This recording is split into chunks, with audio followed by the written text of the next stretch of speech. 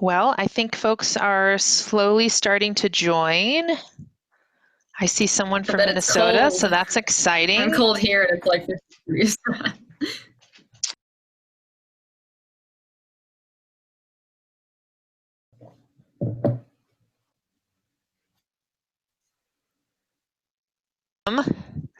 Well, I think folks are slowly starting to join. I see someone from Minnesota, so that's exciting. I bet it's cold. I'm cold here and it's like 50 degrees. I bet it's cold too. So yeah, several folks from Minnesota, so that's fun. We've got Washington State, shout out to California. We've been thinking about you all with your wildfires as we've been experiencing our own here in Colorado, so very exciting. I'm going to give folks another minute or so to join us. I want to welcome everyone for taking time out of their Saturday to join us virtually. I know this is a new thing for all of us in the College of Engineering. Typically, we like to see your shining faces in person, give some high fives and things of that nature, but we know that this is a challenging time, and so we're glad to be with you all virtually today. I did want to throw out, though, that because we're in a virtual world, that technology challenges may happen. We're going to keep our fingers and toes crossed that they don't. But if it does, and I lose you or you lose me, please just rejoin, and I will rejoin as soon as possible.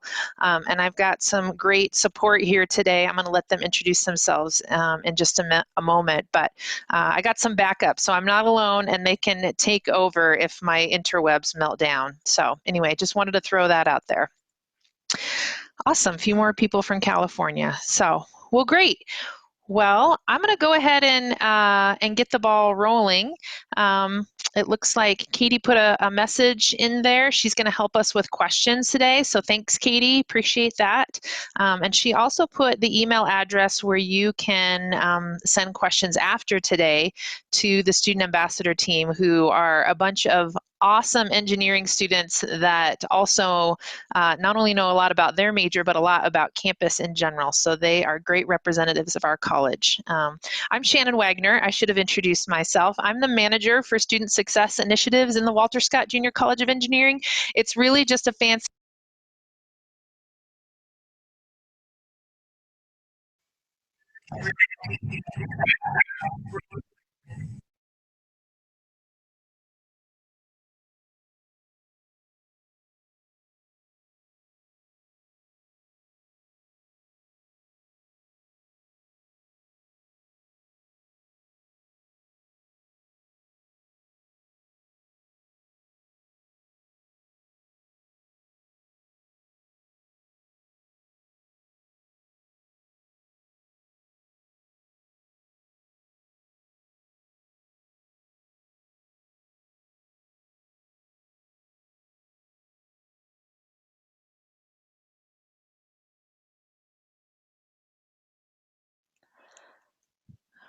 I think I'm back. Sammy, give me a thumbs up if I'm back. Okay, so Shannon, I don't know. are you coming? I don't know what just happened there. Anyway, remember I told you all there might be technical difficulties, so there it is. We got it out of the way. It was the first slide. Anyway, I want to introduce our panelists today. I've seen at least two of their faces, so hopefully the other folks are here. But Ananya, would you like to say hello and share a little bit about yourself? Definitely. So hi, everyone. My name is Ananya. My pronouns are she, her, and hers. I'm in my third year studying chemical and biological engineering. And as Shannon mentioned earlier, I'm an engineering student ambassador. Awesome. Thanks, Ananya. Hi, my name is Katie. My pronouns. That's okay. Go ahead.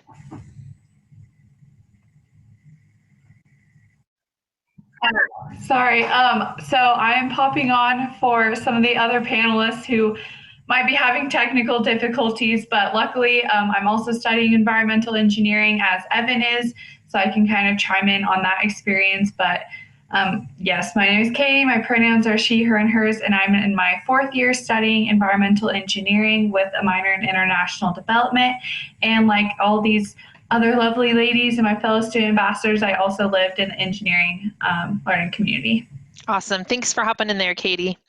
I don't believe Jacob has joined us quite yet. So, Sammy, would you like to introduce yourself?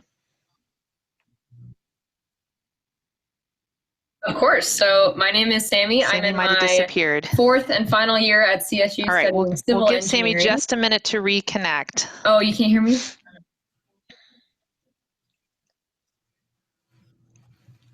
Can you hear me now? Okay, Kayla can hear me. I had to hop off and back on the next because my computer slide. froze. And So if I this see is great. I Sammy's think all face of us pop have back had up, to I will hop definitely on and have off her already. introduce herself and share a little bit.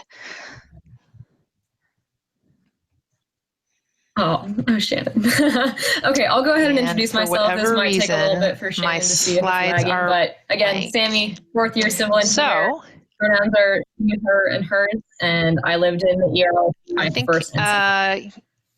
Katie is my best bet to log out real quick and come back in. Yes, log out, refresh your browsers. We can go ahead and get started if you'd like.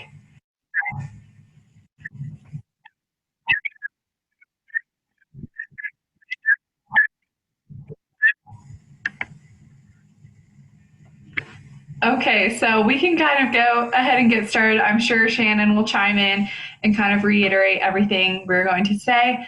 But the engineering residential learning community is primarily an academic village, engineering.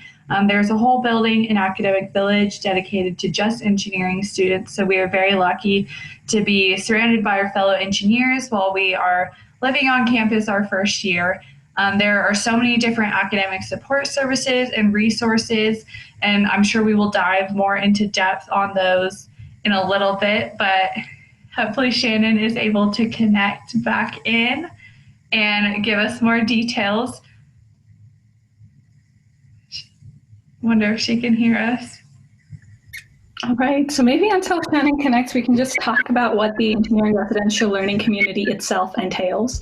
And so, as the name states, it is a place where engineering students at CSU can live and learn with other engineers. And it doesn't just house our community in Academic Village Engineering, it also takes into account Edwards Hall, which is right across from the Engineering Residence Hall. So within Edwards Hall, there's a floor dedicated strictly to engineering students as well. And then in Academic Village Engineering, you definitely live and learn with a lot of engineers. I can hear you. Oftentimes, Sammy, did you have a chance to introduce people that you have classes with? And so it's a really convenient way to have a support system and build that sense of community as well, which I'm sure Katie and Sammy can talk to as well. Yeah, I can hop on as well. And just to review everything that hopefully Shannon will be able to review when she pops back on.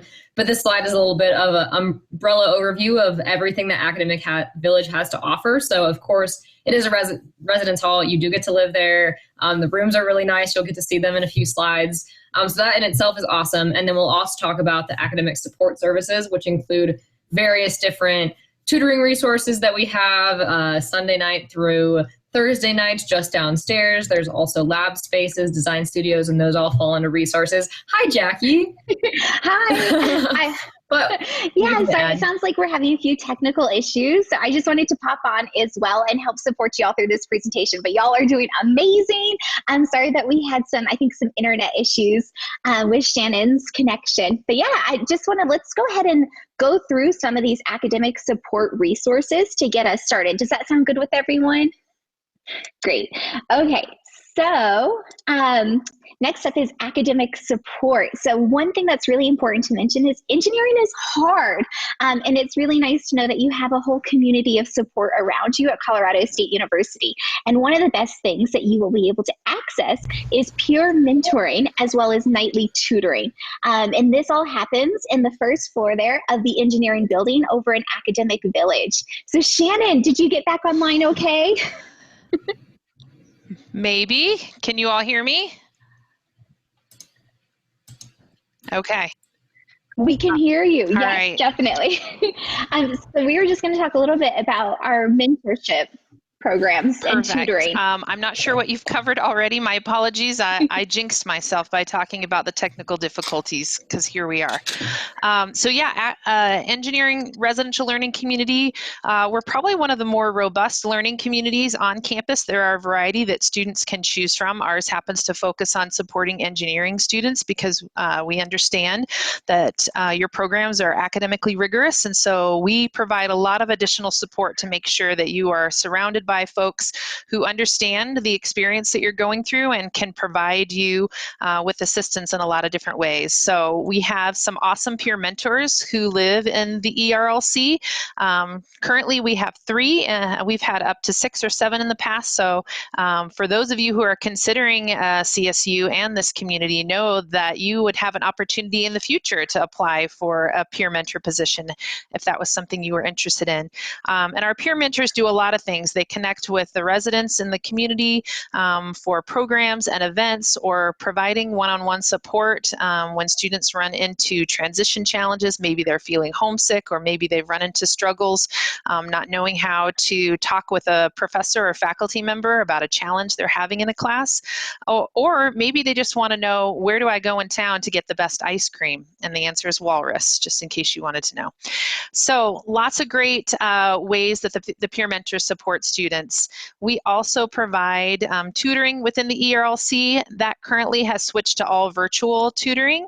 But for any engineering student who is interested in getting help in basic math and science courses, so Calculus 1 all the way through differential equations, as well as Physics 1 and 2 and Chem 1 and 2. And then we provide on each night, so again, Sunday through Thursday, there are engineering specific tutoring options as well. So maybe you are a civil engineering student and you need help with your Civ 103 class. You could go on a specific night and participate and get support from the civil or environmental tutor. So it really, we really feel like it meets students wherever they're at.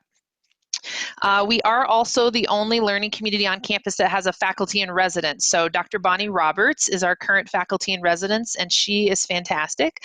She's an associate professor in the mechanical engineering department, and she just loves working with students. So she teaches, but she also lives in the community with our students and with the peer mentors and our graduate academic coaches. And so Dr. Roberts and the graduate academic coaches are also there to support folks and just provide transition assistance and sometimes just a pep talk. Like if you're having a rough go of things, or you didn't do well in an exam, sometimes it just helps to hear from someone who's been there and done that and has had some of those experiences. So and the slide also mentions that students in this community have access to resident assistants who are engineering students. We do sprinkle in a few folks who are not engineering, and that's so that they can support other students who might be assigned to the buildings that we're in. So I hope you all are asking questions, so if there's anything I can answer, please make sure that you're putting those in the chat. And then the other part of the slide lists a lot of our other great resources. So the design studios, collaborative workrooms, because engineering is a team sport. It's not something where folks are working in isolation, but you're working on interdisciplinary teams. And so we have a lot of collaborative workspaces and classroom spaces within our community as well. And I believe we're also the only learning community that has our own IT support help desk within the community as well. And that's staffed by our engineering technology services, our engineering network services, excuse me, folks. So awesome. Thanks again, Jackie and others, for popping in to help me with that. I'm going to try and change slides.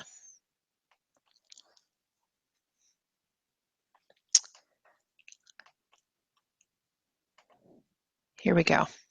Maybe.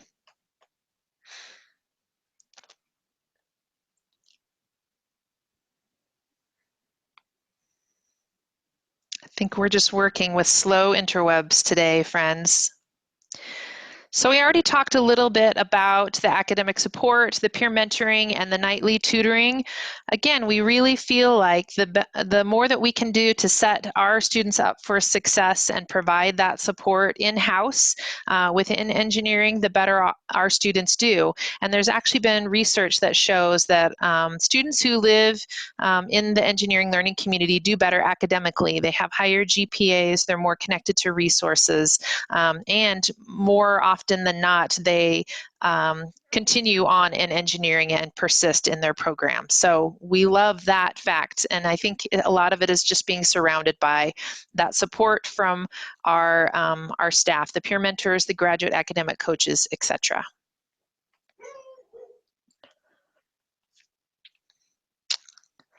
So speaking of academic support, again, lots of different folks available to assist our students. We offer weekly drop-in advising within the residence halls. So Alice Workmeister, you can see Alice pictured on the left. She is our academic support coordinator. Her main role is to work with engineering open option students, so students who are still trying to figure out their flavor of engineering and what they'd like to pursue. And she also currently supports engineering science students, which is a program that we've had for several years and is currently on its way out. We are grandfathering that program because it ties in so closely with some of the other majors that we offer in engineering. So Alice does provide, again, drop-in advising on a weekly basis. So just a chance for any engineering student to pop in and visit with her and ask questions about, you know, I'm thinking I might need to drop this class. Where do I find information about the drop deadlines? Or what's the difference between dropping a class and withdrawing from a class? How do I get involved? Where can I find tutoring support? And those sorts of questions. So Alice is available for general advising for all engineering students within the community. I mentioned Dr. Roberts. There's a picture of Dr. Roberts. And again, she is an associate professor in the mechanical engineering department. She's done some great programs and activities with us and is always looking for ways to get students involved in professional organizations because she has many years of professional experience before she moved into academia, and she knows firsthand the importance of networking and making connections. And so she's always looking to connect students to those different experiences. Last year, as an example, Dr. Roberts put together a series of dinner events for our Women in Engineering floor as part of the ERLC, and it was quite the successful program. She brought in industry leaders from around the area, female-identified industry leaders, to meet with our Women in Engineering floor and just chat about their experiences and what their career trajectory has looked like, and some of the lessons that they've learned all along the way as female-identified folks in a male-dominated industry. So I mentioned a little bit about the graduate coaches. So similar to the peer mentors who are engineering students, but at the undergrad level, our graduate academic coaches have all completed a bachelor's degree in engineering in a variety of fields, and now they are currently pursuing their graduate work, either PhD or master's in engineering as well. So we currently have 3 graduate academic coaches, and they do a lot to support the community. They reach out to students who are struggling with their pre-calculus math courses and do some academic outreach in that way. They do a lot of programming. Next week, we are sponsoring and hosting a virtual club fair to share with our engineering students all the awesome engineering clubs and organizations that we have on campus. So they do a lot of those sorts of things, again, to get students involved and connected, and also to get them to the resources that they need to help them be successful. All right, we're moving on. Hopefully I'm not talking too fast. Here is our next piece. I did want to talk just a little bit more about the physical resources that we offer. Again, these are not things that all other learning communities on campus have access to. So we are very fortunate that of our buildings where we house students in the learning community, that we have these spaces for folks to work. The Orion Design Labs are on the first floor of AV Engineering building, but any student in the the ERLC has access to those spaces. Currently, because of COVID, we have a few restrictions, but I'm again hopeful that when the world goes back to normal just a little bit, that those will be thriving workspaces again. But a place for students to get together and bounce ideas off of each other, to work on projects simultaneously, because again, a lot of engineering is team related and working with other folks who maybe are not the same major as you, but coming at a project from different angles. So really neat to have these spaces where folks can sit down and work together on those multidisciplinary projects. Also, we have 2 classrooms in the learning community as well, a traditional classroom, but there's also an electronic classroom as well for folks to use. And you'll find not just engineering classes being offered in those, but honors program and other partners offer programs and classes in those spaces as well. And then at night, when they're not being used for classes, those are great programming spaces for the peer mentors and the resident assistants to engage our students in all sorts of things, from painting and planting succulent pots to movie nights where we watch Hidden Figures and we discuss the implications of race and gender within the field of engineering, all sorts of things. And then I also mentioned the Engineering Network Services Help Desk. So that is staffed by students who are engineering students, and they work for ENS. And again, we are the only learning community that I'm aware of that has our own help desk. So kind of a cool thing to have those folks available to us. All right, I have done a lot of chatting, and I know I had some technical difficulties, so if there are any pieces that folks feel like they didn't get filled in all the way for them, I would love to hear everyone's questions. So, any questions?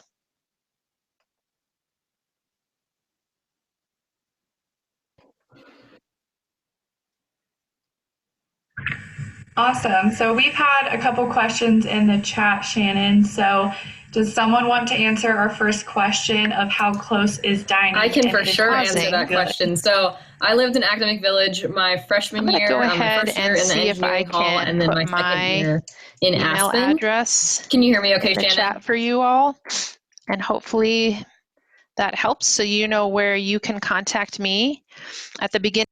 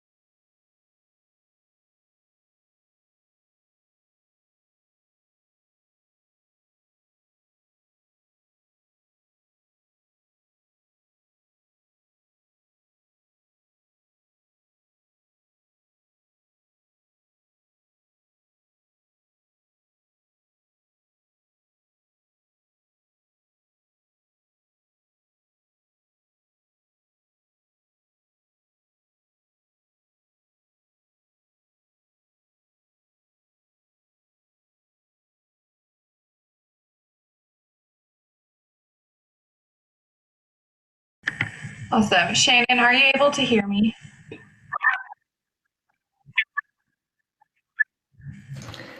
Awesome. We'll let Shannon refresh and then we'll dive right back into that question about food in the dining halls. So Academic Village itself has 3 residence halls. Engineering is the first one. So for engineering students like ourselves and hopefully you all in the future, as well as honors, which is for people in the university honors program, and then Aspen Hall, which is typically for overflow. They also have an engineering floor and a lot of upperclassmen also live in Aspen. But the best building in that whole little community is the dining hall, which is called Ramshorn. And they have 2 levels. The upper level has a ton of amazing food. They have a Mongolian grill where your food is made fresh in front of you. You get to add all your own little mix-ins and they fry it up and it's all nice and warm.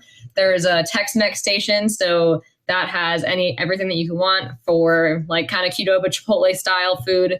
And then there's a comfort food station. There's always a salad bar and a fruit bar. And my entire diet freshman and sophomore year was I start with a big salad from the salad bar, and then I go to my like meal of choice, whether it be Mongolian Grill or Comfort Food Station or grab a burger or whatever. And then I always close it off with a big fat bowl of fruit, because now that I live off campus, fruit is expensive and I really miss that.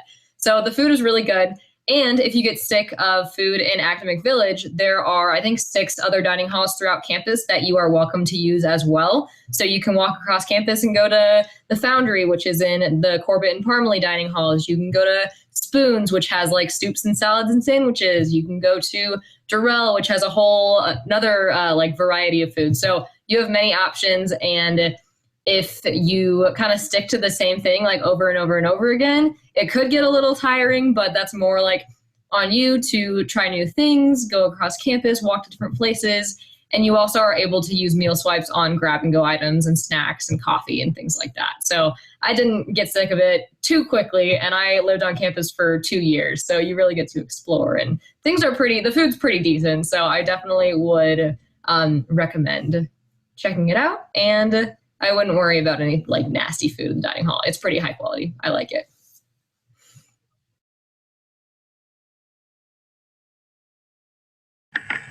Awesome. Thank you, Sammy. Our next question is, are you currently in or off campus housing, and which one do you like more?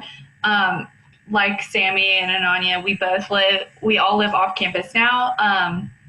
It is required to live on campus in residence halls your first year. Like Sammy said, it does not have to be in the Academic Village or engineering related residence hall.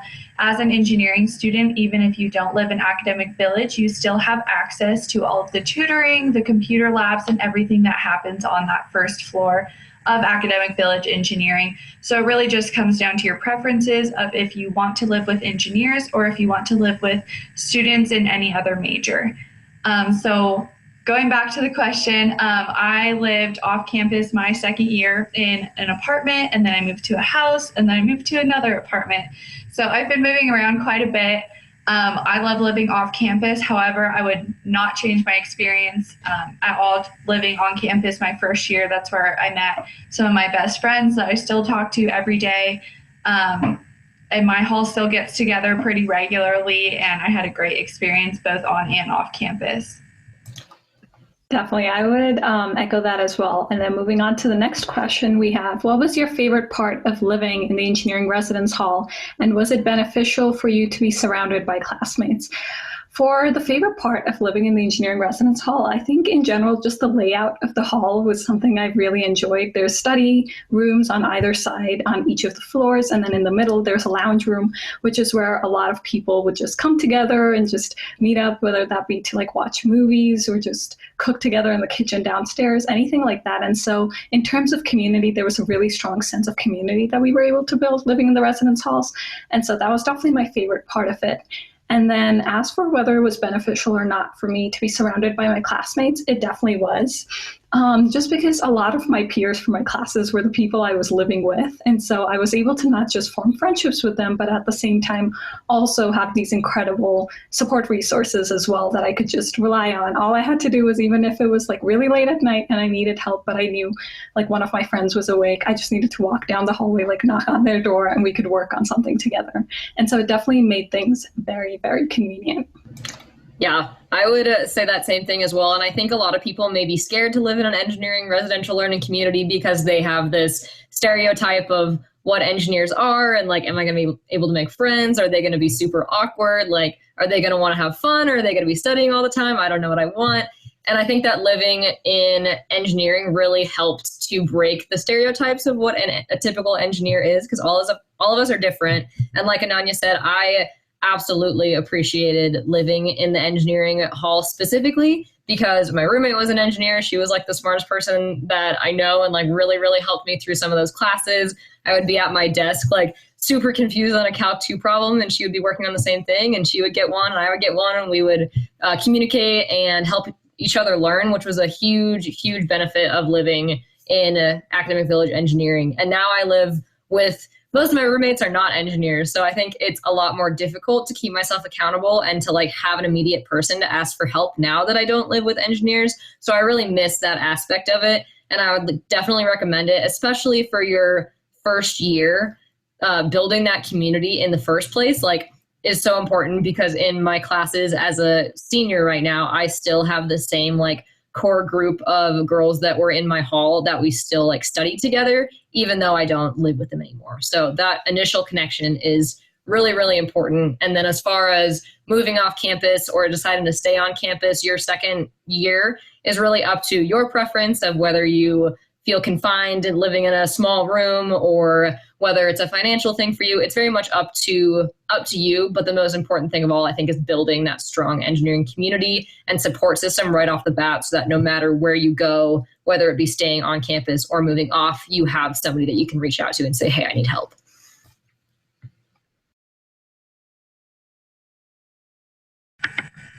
Yeah, I'll just piggyback on what Sammy said. And Ananya, it was so convenient being able to knock on your next door neighbor's door and ask for help on calculus or physics or chemistry homework is very beneficial to live with engineers. I was also a little concerned about living with all engineers because I thought, okay, well, what if I don't like it? What if turns out engineering isn't for me and then I'm stuck there? Or I want to meet people from other majors and disciplines and not be surrounded by engineers 24/7, even though that's my entire life now and I completely love it. My kind of outlet was other clubs on campus of finding non-engineering majors. So I joined a lot of intramural sports and a couple other clubs on campus. I got involved through the SLICE office, which is student leadership in engagement or community outreach. We love acronyms here. And so I was able to meet students from other majors through clubs and other activities on campus outside of engineering. So it was really nice. When I did need the help, I didn't have to go far to get it. Excellent. Next question is about how many single rooms are available and is it easy to get one? So there are single rooms in Academic Village. I'm not sure how common they are, and especially with the pandemic that we're in, I'm sure they're a little bit more common right now. But you can request a single room if you have, if that's what you would prefer, if you have specific reasoning for it, and they are available in Academic Village. It's definitely not like a majority of the rooms. A majority of the rooms are like you and a roommate, and you and your roommate share your room and a bathroom. But there are options for single rooms if you're looking for that, but they might be in high demand depending on the year and the requests that come in. So I would look into it and make sure that that request is known like early on, just in case that there's any like limits to it, if that makes sense. Yes, I would definitely agree with that. The person who lived across from me was actually in a single room, and so it definitely is a possibility, but as Sammy mentioned, it's sort of on a first come, first served basis, and so just make sure you get that request in a lot earlier. All right, so it looks like our next question is, do all engineers have to live in an engineering residence? And I think Sammy mentioned that earlier, where you really do get the option to live anywhere, but a lot of engineering students do typically choose to live within the residential learning community, just again for that support system, and so you're very close to all the resources that you have access to as well. And then Sammy or Katie, do either of you want to answer, are there student parking? Is there student parking, and if so, for what grades?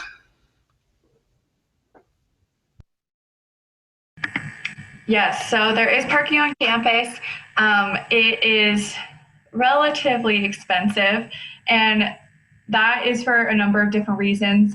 One is Fort Collins is always on the top 3 cities in the nation for safest biking and bike-friendly cities every year, and that's something we're very proud of. And so I think that one of the reasons that parking is so expensive is to promote the biking and transportation system. We have an amazing transportation system and bus system in Fort Collins. I take the bus to campus most days that I have to go.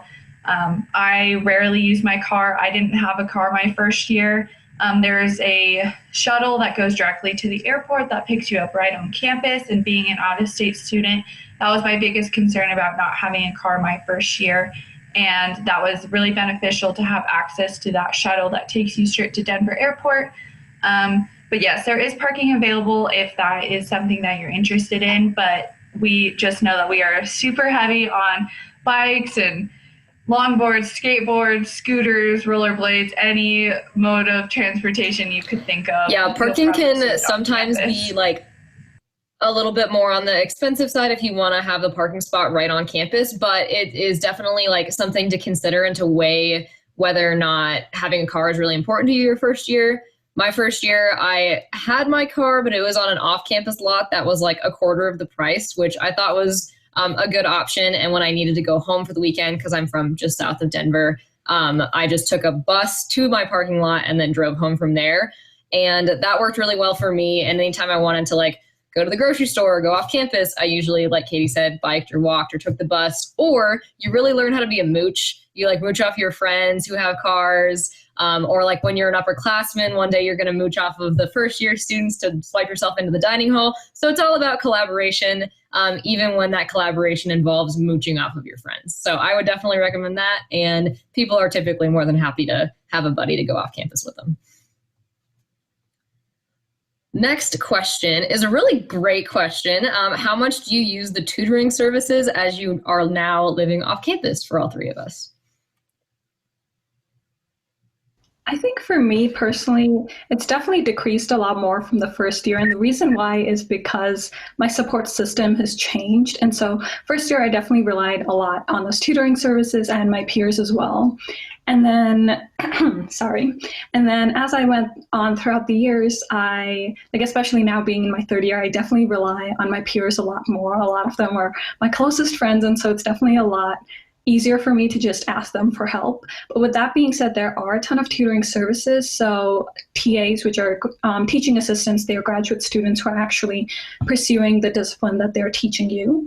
And so they offer their own like office hours, and then professors have office hours as well. And so I've definitely shifted my focus and relied a lot more on those.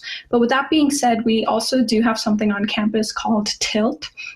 It stands for the Institute of Learning and Teaching, and they also have tutors who are actually students that have successfully passed the course when they had taken it, and so they're able to give you tips and tricks on how you can do really well on any exams or tests, anything like that.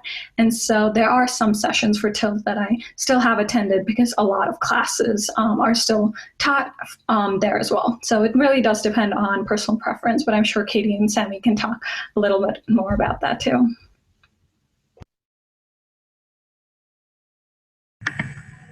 Yeah, I utilized the tutoring in Academic Village and TILT mostly my first and second year, pretty similar to Ananya. Those larger classes, all of your calculus, chemistry, physics classes, tutoring was definitely the best option for me personally. However, now as we're in smaller classes, I'm definitely relying more on my peers and going to office hours and relying on those TAs a lot, especially this semester with everything online. More office hours are actually being offered just because everyone's schedule is a little bit crazy right now. And I've gone to those more times than I can count. Office hours for both your professor and TA is super helpful. And they usually are like really conscientious of when they schedule them. So they'll schedule them like right before the homework is due or before exams and things like that. So there's so many different resources. You definitely will not Absolutely. be I think short I on agree help. definitely with both of those perspectives. And I think that's another benefit to living on campus. And like Shannon mentioned earlier, with the statistics about how well students who live on campus do as opposed to students who might live off campus. And I think a lot of that is because the resources are right there and you have like no excuse. You literally go down a couple flights of stairs and then you're at a tutoring session. Whereas now when I'm at home and like a mile off campus, it's a lot easier to justify like, I'm not going to ask for help. But I think it really helps to set you off on the right foot when you have all these resources at your fingertips your first year. And then later on, like how easy it is to ask for help and how important it is. So there's a multitude of resources your first year. And then from there, figuring out what works best for you and knowing like the value of asking for help is really important. Let's see. Next question. Is it possible to get a virtual tour of the halls? Katie or Ananya, do you want to answer that? So I believe, and I might be, sorry, Katie. Go ahead. So I believe that at the moment, our residence halls do not actually offer any virtual tours. However, in our virtual tours itself, we do have a couple of pictures of how the rooms look, specifically within the engineering residence hall itself, to give you a better idea of how those spaces look and how some of the resources that we mentioned that take place on the first floor, like the tutoring and the lab spaces, how those look as well. So that might be helpful. And then other than that, Katie G actually went ahead and also put a link to our YouTube channel that has a lot of cool resources that will show you some of the information that we talk about on tours as well. And apart from that, I also just put in a link to our housing and dining services website. So that'll just give you a better idea of what the differences between each hall is and what the rates are and stuff like that as well, which can definitely be very helpful. Katie, do you have anything to add to that? Nope, that was perfect. Thank you. So our next question is, do all the halls have community bathrooms? So I believe it's Sammy who mentioned Academic Village has a suite style. So you and your one roommate share your own bathroom, and that gets cleaned, I believe, once a week. That might be a little different this semester with all of our COVID measures. However, it's very convenient. As long as you take out your 5,000 empty shampoo bottles of the shower, they power hose it down once a week for you.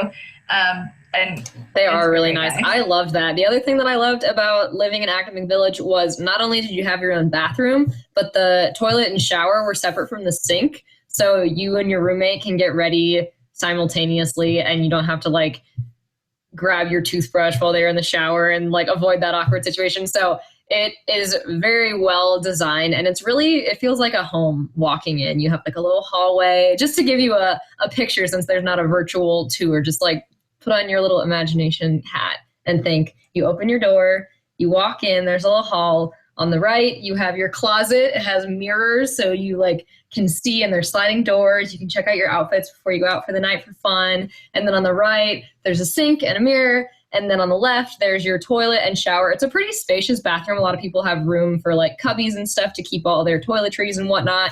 And then you walk further, and the floor is now carpeted. You have a desk, a nightstand, and like a file cabinet. And then you have your bed, which you can loft at 3 different levels, low, medium, or high.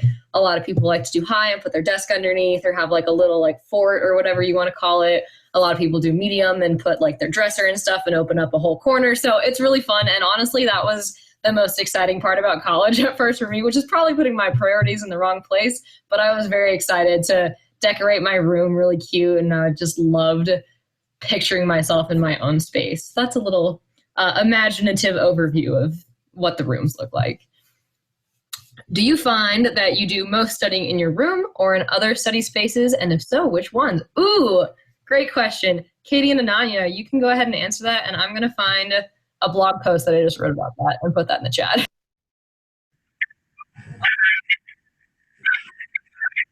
Awesome. So I try not to study in my room. My room is my, safe haven. I like to sleep and relax in my room. So definitely that first year, I was always in the study room. So in every hallway, there's like little study room. And then at the end of the hallway that shares with the second hallway, because each floor has 2 wings, there's a larger study room.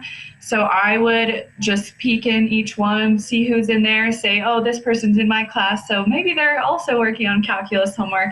And I did all my studying and homework in the either like larger lounge or study rooms. There's constantly people in there at way too late hours of the night. And definitely the library was also super nice. They're on the bottom floor in the basement. It's like very quiet, like no talking. So that was sometimes nice. And then you can also rent out a room on the bottom floor of Academic Village if you're working on like a group project or something like that. And you can do the same thing in our engineering buildings and in the library. So I also spend a lot of time studying in the engineering building. We have Scott Bioengineering and engineering. The engineering building is primarily where civil and environmental engineer classes are. So that's where I spend most of my time. And we have lots of design studios in there where I'm, usually at? For me, it looked a little different my first year, just because if I wanted to focus, I found that my room was actually a really good place for me to be able to do that. And so I would study at my desk, but also, as Katie mentioned, those lounge spaces were definitely really helpful. I spent a lot of time studying in there because it's just a nice place where you can collaborate with your peers and study. Apart from that, I actually found that studying at our Laurie Student Center was really nice for me because there are quite a few people that are there, but it's just such an open, spacious place. And there's just like glass everywhere. And so you get to look outside, look at the greenery, and then also focus on your work. And so I found that it just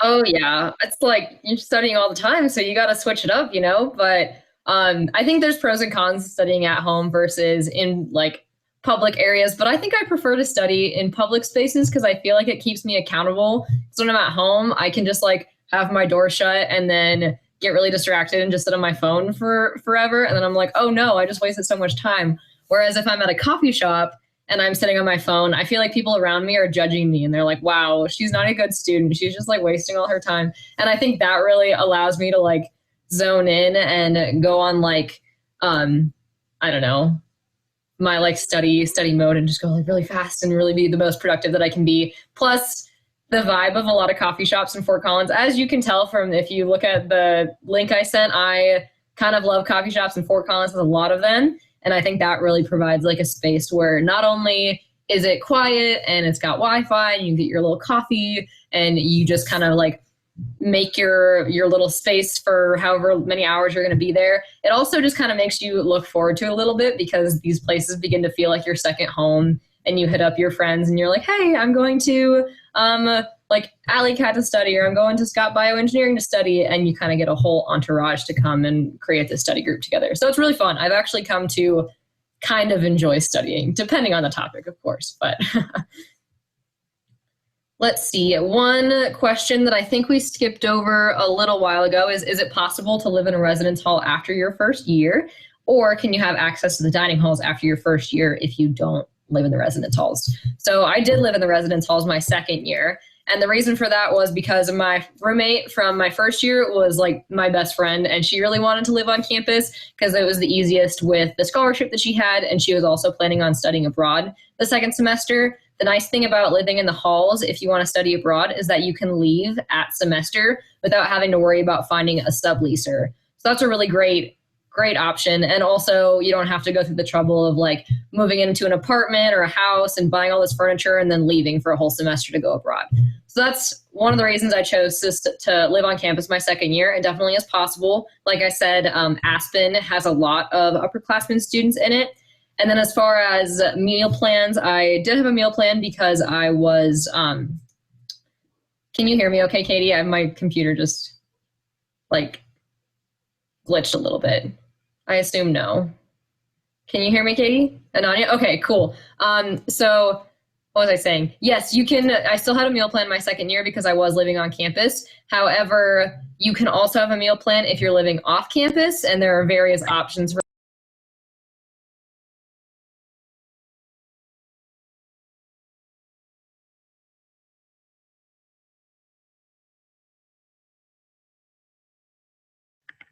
And then can you hear me? Okay, perfect. Yeah, like Sammy was saying, access to the dining halls after your first year is definitely a great option. My younger brother, who's now here, he is in Army ROTC, and so they're on campus at 5 a.m. and it's for their training, and so it's really nice for them all to go to the dining hall after their training and get a big breakfast because it's eat, you can eat. And so they definitely get their money's worth with meal plans after your first year.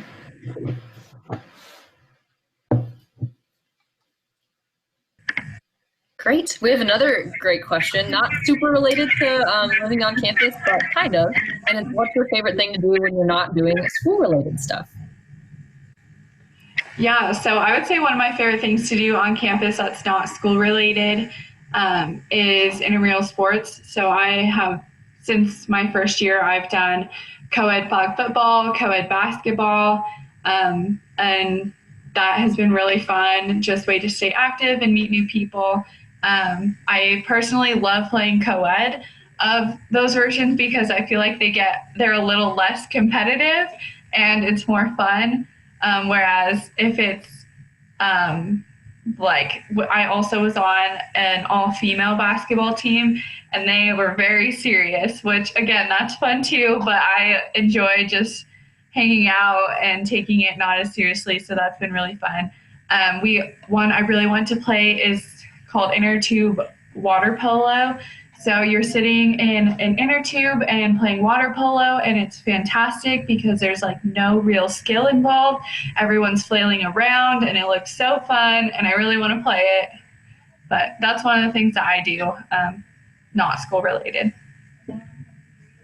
That's really cool. I don't think mine lives up to that expectation at all, but mine is just exploring Fort Collins. I am definitely used to living in much bigger cities, and so living in Fort Collins has been a really great experience because I'm able to go to all these different places, especially in downtown Fort Collins, and it isn't too far away either, and it's very convenient to get there. And so just exploring different parts of it and everything it has to offer, and then also all the great green spaces we have here. We have Horsetooth Reservoir pretty close by, and it's gorgeous, and it's a place where a lot of people go to either like just have picnics or honestly just make new friends as well and just interact. And apart from that, there's also just a lot of things happening all the time in terms of like hiking or snowboarding and skiing. There's just so many clubs and activities that are always happening, and so that's definitely a really great way to get involved and learn more about the community around you as well. Absolutely. And all these fun things are really close by too. So kind of going back to the question of like car or no car, there's a lot of great things that you can just bike to or walk to. So when I was a first year student, I would bike to City Park and set up my hammock and like check out a book from the library and read it for pleasure. Or I would go walk into Old Town and go shopping. There's so many cute shops there. And then a lot of us have mentioned outdoorsy things because of course it's Colorado and we love the outdoors. So I go to Horsetooth Reservoir a lot. I just skip rocks. Like I pretend the rock is my class if I'm like really frustrated, and I just toss it and get all my frustration out, and then I go right back home and get back to studying with a renewed mind. So there's a lot of really fun things to do, and they're all very, very close, probably within 5 to 15 minutes. Next question, just quickly, the question is laundry, ? Great question. Yes, there is laundry. When I was a first year student, it cost $1.50 for a dryer load and $1.50 for a washer load. But now it's included in your student fees. So you just go down there, which is wild, right, Katie? Like I could have had so much more money to spend on coffee, much more important things. But yes, there's laundry. You can make your parents happy and tell them that you're actually like washing your clothes and washing your sheets. And it's pretty easy to do. It's just on the first floor of your residence hall.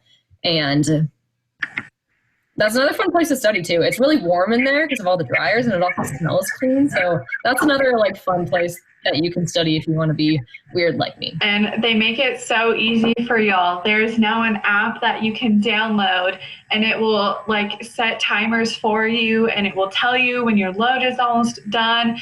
So you don't even have to go down there to check to see if your stuff is dry yet. It's so convenient. You won't forget about your laundry like I do all the time now. It's so easy. All right, and then we have another question, which is how many meal swipes do you get and do you run out quickly? So we actually offer 5 different meal plans, and so you get to pick whichever one you'd like. I was personally on the one that I think was like the one that was 3 meals a day, and so a 21 meal plan for the whole week. And you find that you actually have quite a few meal swipes left because especially in Academic Village in Ramshorn, which is the dining hall itself, we have an express. And in the express, you're just, you have time to access anything you need. And it's almost like a grocery store. And so you find that even if you're not eating at the dining hall, there's definitely a lot of other ways for you to get food. And then we have another question that is, do you find that you have time and space to pursue hobbies? Katie and Sammy, would you like to start off answering this? Yeah, I feel like I do a lot. I'm very busy, but it's a good busy. I mean, this is one of our jobs outside of engineering, and we love it. And I also do internships. So I'm currently finishing up my internship from the summer. I was asked to stay on through the fall. I'm involved in a couple different clubs on campus. And so it really just comes down to time management. That's something I had to learn my first year. I found out that my brain shuts off after dinner time. So those midnight due dates for homeworks mean nothing to me, because if I don't get it done before like 6 p.m., it's going to be a struggle. So what I found out for myself with time management is I work best in the morning. So I would much prefer to wake up at 5 a.m. to finish an assignment than I would to stay up until 10 p.m. And so because I do that, I feel like I have a lot more free time in the evenings to do whatever I want, and for those hobbies and things like that, because I have got up early and I finished everything. So while my friends are still finishing their homework in the evenings, I'm already done and I've freed up my schedule to do whatever I want. However, they usually sleep in later than me. So it really just comes down to a preference and knowing when you work best and how to best utilize your time, because it is really important to have other hobbies and things outside of engineering to keep yourself sane. Absolutely. I would totally agree with that. And I would also just say to hang on to things that really mean a lot to you, and not just being involved in stuff for the sake of being involved in stuff, and making sure that the things that you do, you truly do love. So it doesn't feel like you're you have a busy schedule, going every single day nonstop. And I think that if you are just selective of what you're involved in and realize that you can't do everything, that will allow you that marginal time to do the things that help you to rest, which is very important. Last question, I think we'll probably end on this unless there's any more burning questions, throw them in the chat. But this one is very much related to residence halls and living on campus. And it's, what is Ramcash and how does it work? Ananya or Katie, do you want to hop in, or would you like me to? All right.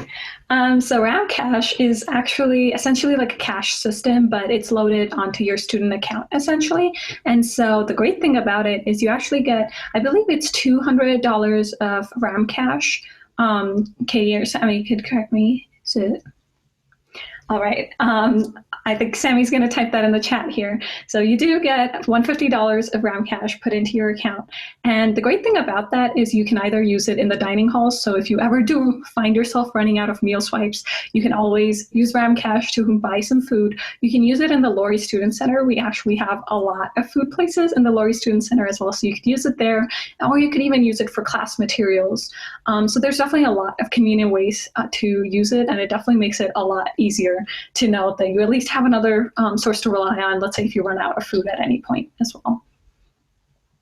All right, so I don't see any other questions here, so I think we're good to log off, but definitely if any of you find that you have any questions, you can definitely send us emails at our... Oh, all right. So it looks like we have a quick question. Are the dorms warm? So I believe we do have heating in all of our residence halls, and in the engineering residence hall in specific, you also do have air conditioning. So definitely it comes down to what preference you're looking for, but heating is definitely there because it definitely gets very, very cold in Colorado, and especially in Fort Collins. So that's definitely an option. But with that, I think we're going to go ahead and log off, but definitely if you do happen to have any questions, I believe Kate put our email address in there. So if you have any questions, be sure to email them to us on there. And other than that, thank you for joining us in this session, and we look forward to seeing you in the next ones. All right, bye everyone.